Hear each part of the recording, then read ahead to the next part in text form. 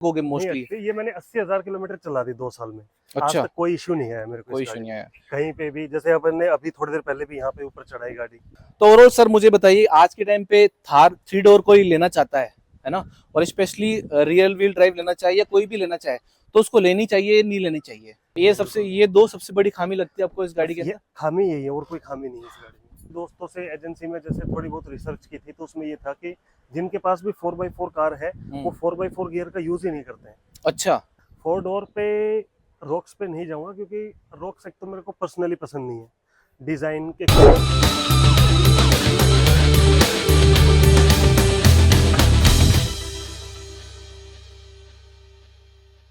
Hello दोस्तों, मैं हूं आपका होस्ट और आपका दोस्त हिमांशु, लेकर आया हूं एक इंटरेस्टिंग वीडियो।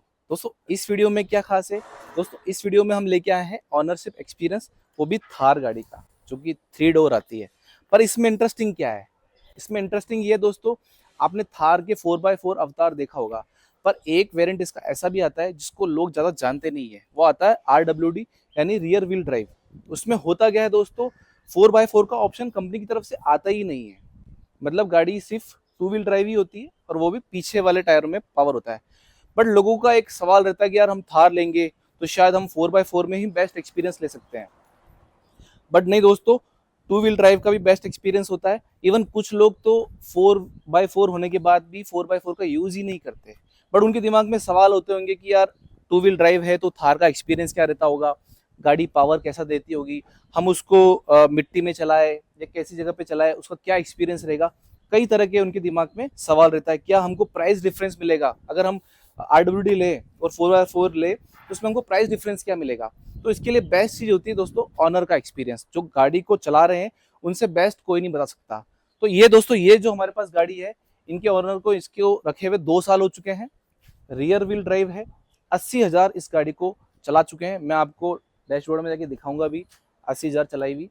तो इस वीडियो में हम उनसे ही जानेंगे कि क्या उनका एक्सपीरियंस है। तो दोस्तों सबसे पहले आप हमारे चैनल को सब्सक्राइब कर लीजिए। फिर दोस्तों हमारे चैनल पे नई गाड़ियों से रिलेटेड अपडेट्स, गाड़ी के मेंटेनेंस से रिलेटेड अपडेट्स लाते रहते हैं। दोस्तों आपके भाई को सपोर्ट करने के लिए प्लीज चैनल को सब्सक्राइब कर लीजिए। तो दोस्तों हमारे चैनल पे स्वागत है मिस्टर हिमांशु का, जो कि रियर व्हील ड्राइव के ऑनर है, जो कि खुद एक मैकेनिकल इंजीनियर भी है।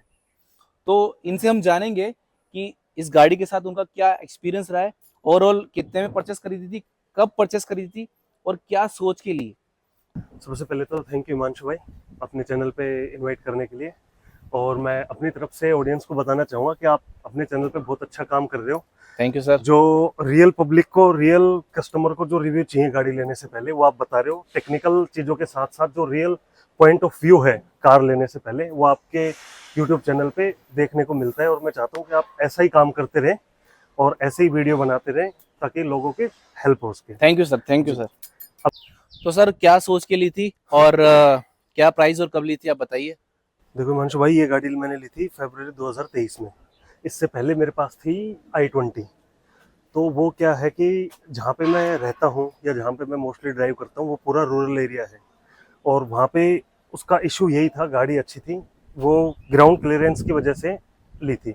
और ये जब लॉन्च हुई थी, RWD महिंद्रा ने RWD लॉन्च की थी, तब ये फर्स्ट जो 10,000 यूनिट निकाली थी उनमें से एक गाड़ी है। अच्छा। तो मेरे फ्रेंड ने सजेस्ट की थी, तो फिर उसके बाद मैंने गाड़ी परचेज की।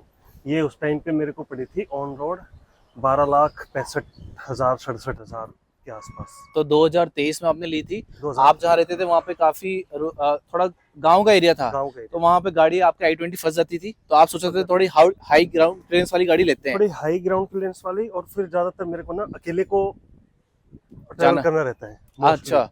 तो फिर उस हिसाब से एक सिंगल बंदे के लिए छोटी कॉम्पैक्ट गाड़ी और बढ़िया बल्कि लुक में गाड़ी यही थी। मान लीजिए आप इस कभी प्राइस रेंज में अकेले जा रहे हो जी, और वो i20 छोटी है, वो अटक जाए तो आपको किसी को बुलाना बुलाना पड़ेगा पड़ता है ट्रैक्टर से निकालने जी। के लिए।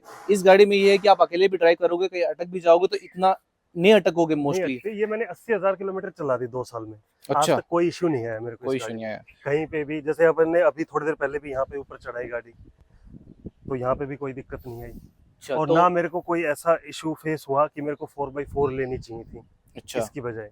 अच्छा अच्छा अच्छा।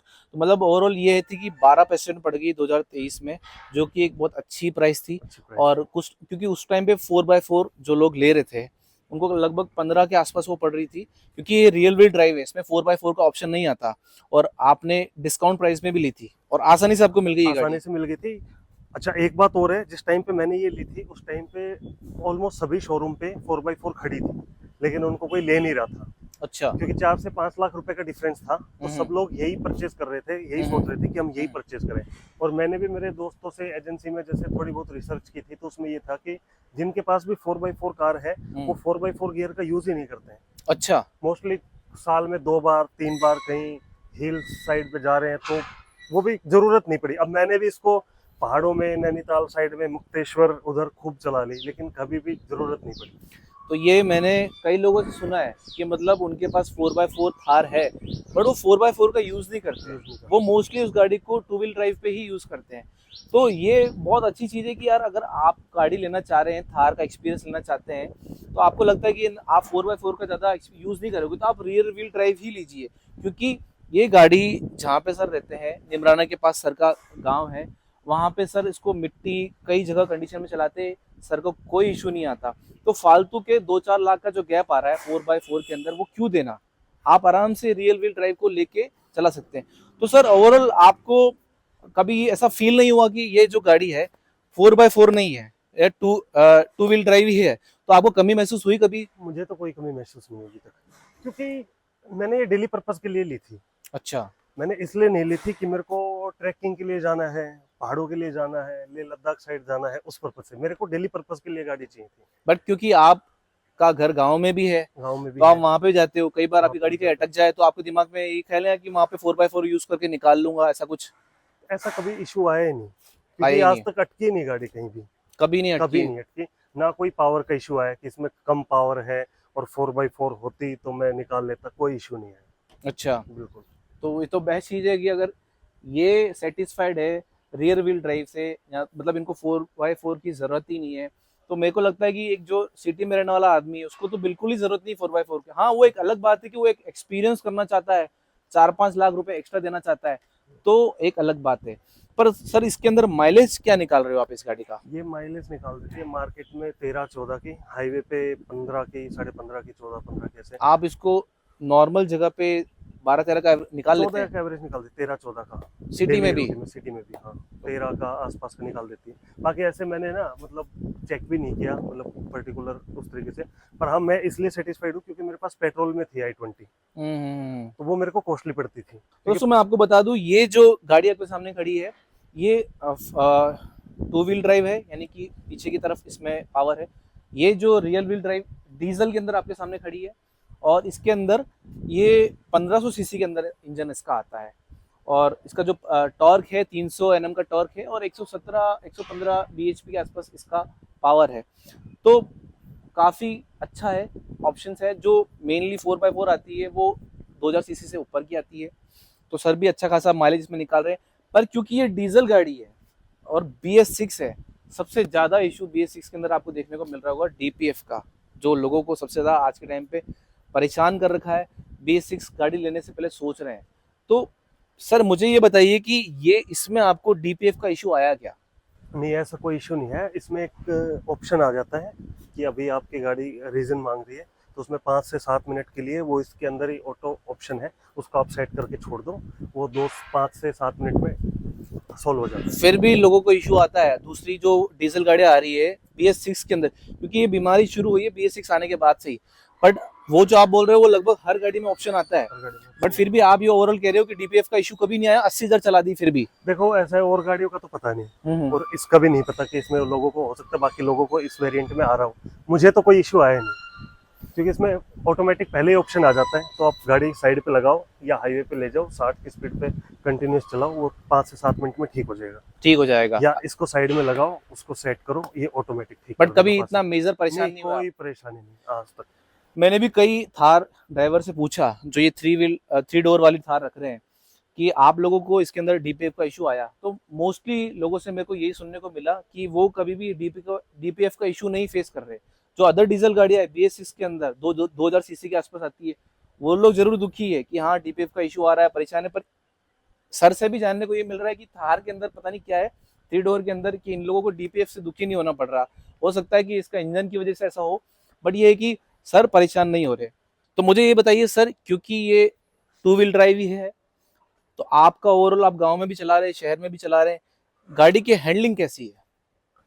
देखो भाई, हैंडलिंग का ऐसा है कि एक तो ये रियल व्हील ड्राइव है तो हैंडलिंग का मतलब मैंने तो रूरल एरिया में मिट्टी में भी, पहाड़ों में भी, और रफ रोड पे भी, और शहर में भी, हर जगह चला ली। मेरा एक्सपीरियंस है इसका शानदार। अच्छा। मतलब मेरे को कोई इशू नहीं आया। बहुत स्मूथ भी चलती है, बहुत मिट्टी में भी बहुत इजीली पास हो जाती है। और तो सर ये मुझे बताइए कि जब हाईवे पे आप लेके जाते हो, कई लोग बोलते हैं यार हाईवे पे हमको थोड़ा सा गाड़ी में जर्क महसूस होता है, तो आपको कितनी स्पीड तक इसमें कोई ऐसा महसूस नहीं होता? देखो, नॉर्मल हाईवे पे स्पीड चली जाती है 120, अच्छा, 125, 110, 120 तो नॉर्मल रहती है। कोई इशू नहीं होता? उसमें कोई कोई इशू गाड़ी नहीं। बबलिंग वगैरह ऐसे बैलेंस? हल्का फुल्का तो इतना तो होगा, क्योंकि गाड़ी बल्कि है, थोड़ी हाइट भी है मेनली तो होगा। गाड़ी, क्योंकि ये हाँ, गाड़ी अब आप इसको सिडान से कंपेयर करोगे तो वो तो ऑब्वियस है कि डिजाइन का डिफरेंस। हाँ। अब मुझे बताइए सर, ये आप 2 साल से इस गाड़ी को मेंटेन कर रहे हैं, अभी मार्केट में फिलहाल थार रॉक्स का जलवा है, काफी बड़ी सुंदर गाड़ी है, वैगनर की जैसी दिखती है। अगर आप इस गाड़ी को बेचना चाहो आज के टाइम पे, तो आप अपनी गाड़ी को अपग्रेड करोगे तो थार रॉक्स लोगे या कोई और गाड़ी लोगे? देखो, ऐसा है कि अपनी अपनी पसंद होती है। जैसे आपकी अलग चॉइस है, मेरी अलग चॉइस है। मेरी चॉइस यही है। मैंने बीच में भी इसको चेंज करने की सोचा था, तो मैं 3 डोर पे ही जा रहा था, थार पे। और तब मैंने थार ली, तब मेरे पास एक गाड़ी और थी फैमिली पर्पज के हिसाब से। तो अगर मेरे को गाड़ी लेनी होगी तो मैं 3 डोर पे जाऊंगा, तो वो थोड़ी बड़ी होगी। मेरे को थोड़ी कॉम्पैक्ट गाड़ी पसंद है, अच्छा। और अकेले चलने के लिए। और अगर मैं रॉक्स पे ही जाऊंगा तो फिर उसके बाद आसपास तो फिर काफ़ी सारे ऑप्शन है। इनोवा भी है, स्कॉर्पियो एन भी है, क्लासिक भी है, हैरियर भी है। बहुत सारे ऑप्शन मिल जाते हैं कंफर्ट में। मतलब मैंने एक चीज नोटिस करी दोस्तों, जैसे कि आप स्मार्टफोन के अंदर देख लीजिए, कुछ लोगों को, मुझे पर्सनली, जैसे कि आप देखते हैं कि लोग आईफोन ले रहे हैं तो वो बहुत ज्यादा बड़ी साइज का लेते हैं, पर मुझे खुद को फिलहाल कॉम्पैक्ट साइज के फोन पसंद आते हैं। कि मतलब आईफोन में भी ले रहे हैं तो कॉम्पैक्ट, गूगल पिक्सल भी ले रहे हैं तो कॉम्पैक्ट। तो एसयूवी के अंदर भी लोगों को ये शौक है कि जो बड़ी साइज की बल्कि साइज होती है ना, उनको पसंद नहीं आती। उनका ये रहता है कि नहीं, हम एसयूवी ले ले, हमारा ऑफ रोड भी काम हो जाए, पर गाड़ी की साइज थोड़ी कॉम्पैक्ट रहे। कॉम्पैक्ट तो उस कंडीशन में सर की भी यही थिंकिंग है कि यार उनको ना बड़ी साइज की एसयूवी पसंद नहीं आती, उनको कॉम्पैक्ट साइज पसंद आती है। तो इनकी यही थिंकिंग है कि आप गाड़ी भी अपग्रेड करेंगे तो वो कॉम्पैक्ट साइज की एसयूवी ही में ही लेंगे। अगर उनको फुल साइज लेना है तो वो और भी कुछ लग्जरी एसयूवीज आती हैं, जो कि इनोवा और कई सारी गाड़ी आती क्योंकि है। मैंने आपको स्टार्टिंग में बताया ना, मेरा ज्यादातर ट्रेवल अकेले रहता है। हम्म। तो अकेले में इतनी बड़ी थार रॉक्स लेने का कोई मेरे क्यों को ऐसा पैसा उसको वेस्ट पैसा करना? वेस्ट किया। और फिर बड़ी लेनी है तो फिर ठीक है, ये गाड़ी इनोवा में भी जा सकता हूँ, मेरे पास इनोवा भी है। तो बड़ी तो फिर मैं उससे ही परेशान हो गया था। उसके बाद फिर मैंने i20 छोटी गाड़ी ली थी। तो सर आपको ओवरऑल इस गाड़ी के अंदर सबसे कमियां क्या नजर आती है, मतलब क्या खामी नजर आती है इस देखो, गाड़ी के इस अंदर? गाड़ी की सबसे बड़ी कमी सिर्फ एक है कि ये फैमिली कार नहीं है। अच्छा। अगर आपको फैमिली के साथ कहीं जाना है तो उसके लिए ये बिल्कुल भी कंफर्टेबल नहीं है। तो ऐसा क्या चैलेंजेस आ रहा है आपको इसमें? इसमें एक तो 3 डोर है। अगर कोई अच्छा। पीछे बैठेगा तो भी सीट को फोल्ड करके बैठेगा। हम्म। फिर पीछे अगर कोई फैमिली बैठ गई, उनको उतरना हो या कहीं लॉन्ग टूर पे जा रहे हो तो भी दिक्कत आएगी। फिर आप इसमें लगेज नहीं रख सकते पीछे बैठाने के बाद। बताएंगे एक बार 3 डोर आपको कैसे इशू आता है इसके अंदर? देखो, अगर इसमें अगर 2 बंदों को बैठना है तो 2 बंदे आगे इजीली बैठ सकते हैं। अब आ जाओ, मैं आपको बताता हूँ। अब अगर पीछे कोई जाएगा तो उसको ये सीट फोल्ड करके ही अंदर जाना पड़ेगा। ये कमी सब लोग बोलते हैं सर कि हाँ ये है। सीट की इशू अच्छा, है। इसमें ना अगर ये मिरर भी अप डाउन कर देते ना, हाँ ओपन होने वाला कर देते, हाँ। तब भी इशू नहीं होता इतना। क्योंकि अच्छा। पीछे बैठने के बाद अगर उसको कुछ वोमिट वगैरह वो होती है या मतलब कुछ भी इशू आता है तो वो शीशा ओपन हो मोशन जाता सिकनेस की जो प्रॉब्लम है। है, हाँ। और फिर उसके बाद पीछे बैठने के बाद इसमें बूट स्पेस नहीं है, एक ये इशू है। मतलब आप वो सामान कैरी नहीं कर पाएंगे। सामान कैरी नहीं एक बार कर पाएंगे। खोल के दिखाना सर इसका बूट स्पेस। अब इसमें सामान ये बहुत छोटा बूट स्पेस है, बहुत छोटा इससे boot ज्यादा space है। स्पेस तो मेरे टियागो के अंदर है सामान रखने के लिए। हाँ, अगर इसमें अकेला मैं जा रहा हूँ तो ये सीट फोल्ड हो जाती है। हाँ हाँ। ये मैं सीट फोल्ड करके सामान कैरी करके आराम से निकल सकता हूँ। पर ये अगर फैमिली के हिसाब से जा रहे हैं तो फिर ये कंफर्टेबल ये दो सबसे बड़ी खामी लगती है आपको इस गाड़ी के ये अंदर? खामी यही है, और कोई खामी नहीं है इस गाड़ी में। टायर को लेके सर आप बता रहे थे कि ये टायर को अपना अच्छा खासा चला लिया है। अब देखो, मैंने ना इसको 80,000 किलोमीटर चला लिया और टायर जो इसके साथ जो आए थे वही चल रहे हैं अभी तक। अच्छा। 80,000 पे भी आपको मतलब इतनी अच्छी क्वालिटी के टायर इतनी चाहिए? अच्छी क्वालिटी के टायर मिले कि मतलब ये अभी तक वही चल रहे हैं। अभी ऑर्डर किए हुए हैं, चेंज हाँ। करवाऊंगा, बट 80,000 चल गए, ये भी बहुत बड़ी बात है। और गाड़ी कोई में। परेशानी सर आपको इस गाड़ी में लगी हो? नहीं, मुझे और कोई परेशानी नहीं लगी? नहीं। तो ओवरऑल सर मुझे बताइए, आज के टाइम पे थार 3 डोर कोई लेना चाहता है ना, और स्पेशली रियल व्हील ड्राइव लेना चाहिए, कोई भी लेना चाहे, तो उसको लेनी चाहिए नहीं लेनी चाहिए? देखो ऐसा है, अगर किसी को मेरी तरह अकेले ट्रैवल ज़्यादा करना है, मार्केट में भी, रूरल एरिया में भी, और कहीं थोड़ा बहुत घूमने का भी शौक है, तो इस बजट में और इस कंपटीशन में ये गाड़ी सबसे बेस्ट है। उसको फिर थार 3 डोर पे ही जाना चाहिए। तो दोस्तों मेन बात यह है कि अगर आपको थार लेने का एक शौक है, आप चाहते हैं, आप एक बड़ी साइज की नहीं लेना चाहते, आप थार लेना चाहते हैं, सिटी ड्राइव रहेगी, कुछ आउटसाइड आप कर लेंगे, तो आप रियर व्हील ड्राइव ले सकते हैं, डेफिनेटली ले सकते हैं। सर ने इसको 80,000 चलाया है, मैं आपको डैशबोर्ड में दिखा भी दूंगा। और सबसे बड़ी बात, आप 4x4 जो थार आती है 3 डोर के अंदर, उसकी वजह उससे कंपेरिजन में इसमें कुछ पैसा भी बचा लोगे। और मोस्टली थार ओनर्स की अभी तक किसी को भी लेके डीपीएफ को लेके शिकायत नहीं है। तो डीजल में आप जाना चाहें तो ये गाड़ी बेस्ट है। तो दोस्तों वीडियो आपको कैसी लगी प्लीज आप कमेंट करके बताना। अगर आप भी थार 3 डोर चला रहे हैं तो कमेंट करके बताइए आपका एक्सपीरियंस उसके साथ कैसा है। और दोस्तों हमारे चैनल को सब्सक्राइब कर लीजिए जिससे आपके पास इस तरह की वीडियो आते रहे। तब तक के लिए मिलते दोस्तों नई वीडियो में। जय हिंद जय भारत।